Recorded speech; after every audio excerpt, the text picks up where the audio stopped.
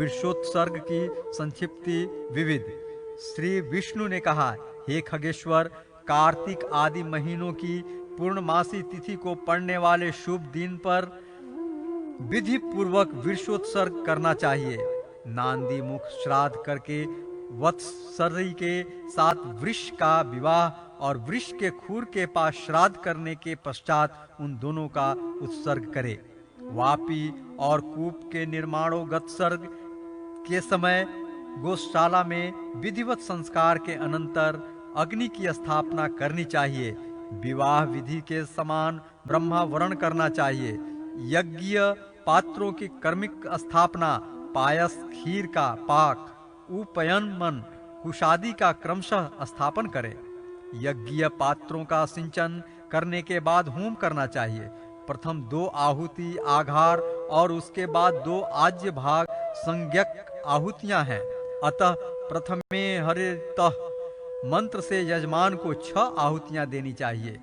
आघार और आज्य भाग संज्ञक 4 आहुतियों के अनंतर अंग देवता अग्नि, रुद्र, शर्व, पशुपति, उग्र, शिव, भव, महादेव, ईशान और यम को आहुति दे।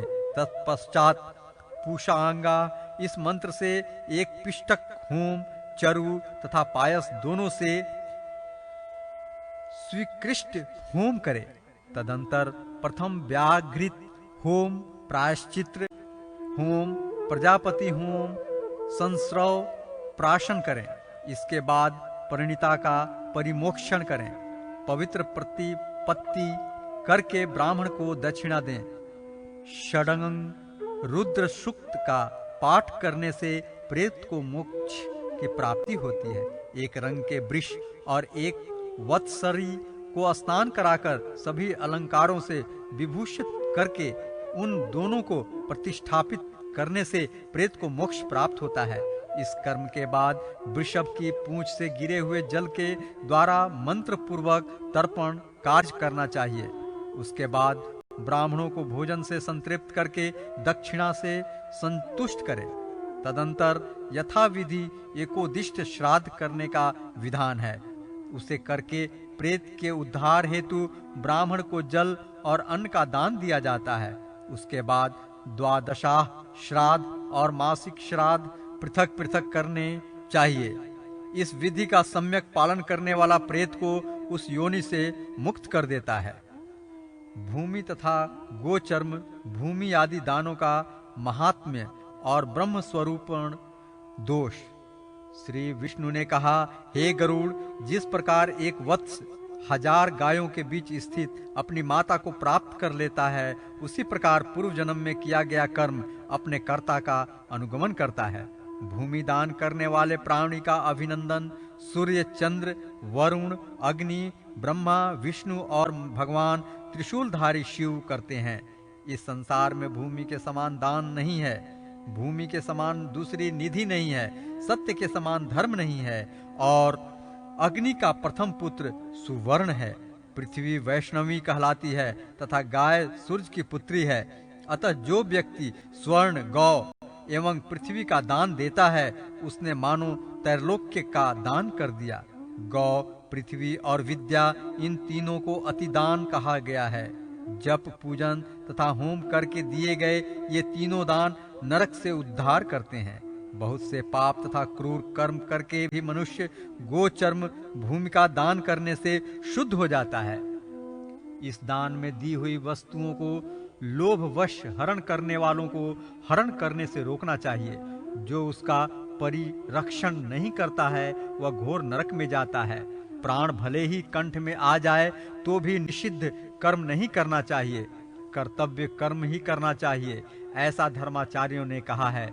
किसी की आजीविका को नष्ट करने पर 1000 गौओं के वध के समान पाप लगता है तथा किसी जीव का रहित को आजीविका प्रदान करने पर लक्ष्य धेनु के दान का फल प्राप्त होता है। गो हत्यारे आदि से एक गाय को छुड़ा लेना श्रेष्ठ है।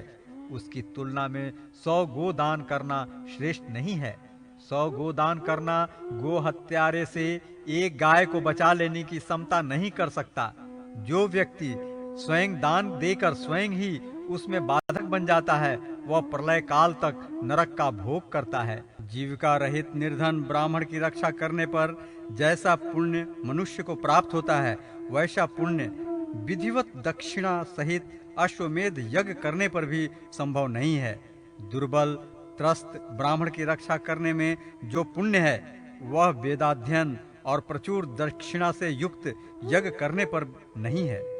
बलात् अपहरण किए गए ब्राह्मणों के धन से पाले पोसे तथा समृद्ध बनाए गए वाहन और सैन्य शक्तियां युद्ध काल में वैसे ही नष्ट हो जाती हैं जैसे बालू के द्वारा बनाए गए पुल विनष्ट हो जाते हैं। जो व्यक्ति स्वयं अथवा दूसरे के द्वारा दी हुई भूमि का अपहरण करता है, वह 60,000 वर्ष तक विष्ठा में कृमि होकर जन्म लेता है।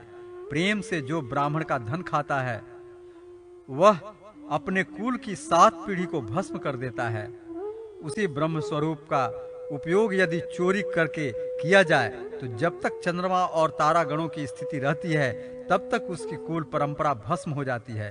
पुरुष कदाचित लोहे और पत्थर के चूर्ण को खाकर पचा सके, किंतु तीनों लोक में कौन ऐसा व्यक्ति है जो ब्राह्मण के धन को पचाने में समर्थ हो सकेगा। देव द्रव्य का विनाश करने से, ब्राह्मण के धन का हरण करने से और उसकी मर्यादा का उल्लंघन करने से प्राणियों के कुल निर्मूल हो जाते हैं। यदि ब्राह्मण विद्या से विवर्जित है तो आचार्यत्वादि के लिए वर्ण करने के संदर्भ में उसका परित्याग करना ब्राह्मणादि कर्मण नहीं है।